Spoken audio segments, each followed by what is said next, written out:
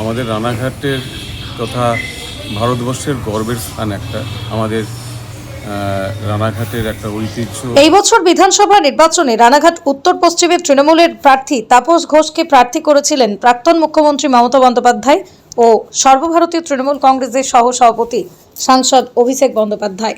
তার প্রধান কাজ ছিল এশিয়ার রবীন্দ্র ভবন, রানাঘাটের গর্ব রবীন্দ্র ভবনকে পুনর্নির্মাণ করবেন। কিন্তু যখন রানাঘাট পৌরসভার প্রাক্তন তৃণমূলের চেয়ারম্যান পার্থসারথী চট্টোপাধ্যায় ছিলেন, সেই সময় তার প্রচেষ্টা ছিল রানাঘাটের ঐতিহ্য রবীন্দ্র ভবন পুনর্নির্মাণ করবেন, কিন্তু সেই প্রস্তাব নাকচ করেন কৃষ্ণনগরের প্রশাসনিক বৈঠকের প্রাক্তন মুখ্যমন্ত্রী মমতা বন্দ্যোপাধ্যায়। জলেনে গড়িয়েছে তৃণমূল থেকে বিজেপিতে গিয়েছিলেন পার্থসারথী চট্টোপাধ্যায়। তিনি বিধায়কও হন বিজেপির। এইবার আবার 2026 বিধানসভা ভোটে রানাঘাট উত্তর পশ্চিম বিধানসভা কেন্দ্রে বিজেপি প্রার্থী হয়েছিলেন। গতবার এই কেন্দ্রে থেকে জয়লাভ করেছিল বিজেপির পার্থসারথী চট্টোপাধ্যায়। এবারও তিনি প্রার্থী হয়ে আবারও জয়লাভ করেন বিজেপি। দুইবারের বিধায়ক হন পার্থসারথী চট্টোপাধ্যায়। রাজ্যে ক্ষমতায় আসে বিজেপি। মুখ্যমন্ত্রী হয়েছেন শুভেন্দু অধিকারী।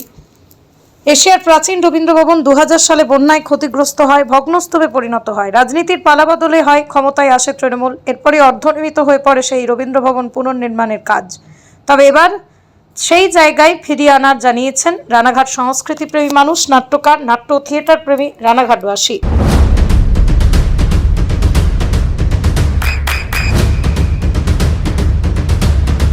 বৃষ্টিতেই স্বস্তি। বৃষ্টি অ্যাকোয়া, বিশুদ্ধ পানীয় জল। রানাঘাটের সংস্কৃতির প্রাণ রানাঘাট রবীন্দ্র ভবন 2020 সালে ভেঙে যাওয়ার পর তারপর যখন শুরু হয় নতুন করে ভবন নির্মাণের, যিনি সেই সময় শুরু করেছিলেন বর্তমান আমাদের প্রিয় বিধায়ক পার্থসারথী চট্টোপাধ্যায়, যার হাত দিয়ে শুরু হয়েছিল নির্মাণ কাজ। তিনি এখন আমাদের এখানকার এমএলএ। তার সরকার রয়েছে আমাদের পশ্চিমবঙ্গে। আমরা রানাঘাটবাসী, আমরা যারা সাংস্কৃতিক কর্মী আছি, সাংস্কৃতিক আদান প্রদানের আমাদের যে জায়গা রবীন্দ্র ভবন, আশা করব তিনি নিশ্চয়ই নতুন করে এই ভবনটি নির্মাণ করে রানাঘাটের মানুষের কাছে, রানাঘাটের সাংস্কৃতিক কর্মীদের কাছে আবার তুলে দেবেন। আপনার নাম? বাবু ঘোষাল, থিয়েটার কর্মী। আপনার সন্তানের উজ্জ্বল ভবিষ্যতের সঠিক দিশা JRS public school. JRS public school, যেখানে শিক্ষা এবং আনন্দ একসাথে। JRS public school has an excellent team of teachers for the holistic development of your child. আপনার সন্তানের উজ্জ্বল ভবিষ্যতের একমাত্র ঠিকানা জেআরএস পাবলিক স্কুল। আপনি কোথায় ইনভেস্ট করবেন, কেন করবেন, বুঝতে পারছেন না তো? সঠিক গাইডলাইন পেতে আজই আসুন নদিয়ার চাকদাতে নিবেদিতা প্রাইভেট লিমিটেডে। Nivedita private limited, marketing and distribution service. Balcony বা সিঁড়ির রেলিং, মডিউলার কিচেন বা ড্রয়িং রুম, এক কথায় আপনার স্বপ্নের বাড়িকে করে তুলুন আরো সুন্দর। Chakdah ply centre, gorgeous look বা কোয়ালিটি সবে 3 number 1 Chakdah ply centre. Chakdah ply centre, KBM, Chakdah, Nadia. হোমওয়ার্কটা করেছো? হ্যাঁ স্যার। এ বাবা, ভুল করেছো কেন? চোখে কেমন ঝাপসা দেখছি, লিখতে আর পড়তে খুব সমস্যা হচ্ছে।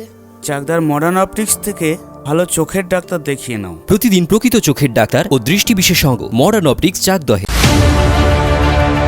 চাকদা অ্যালুমিনিয়াম সেন্টার, প্লাই, কাঁচ, laminates, kitchen fittings, door lock, window ও অ্যালুমিনিয়ামের খুচরো ও পাইকারি বিক্রেতা। Chakdah aluminium centre, Purbalalpur 50 number রেলগেটের পাশে, চাকদা, নদিয়া। নদিয়া জেলার সবথেকে বড় বিল্ডার্স চাকদার মা মনসা বিল্ডার্স, রড ও সিমেন্টের পাইকারি ও খুচরো বিক্রেতা।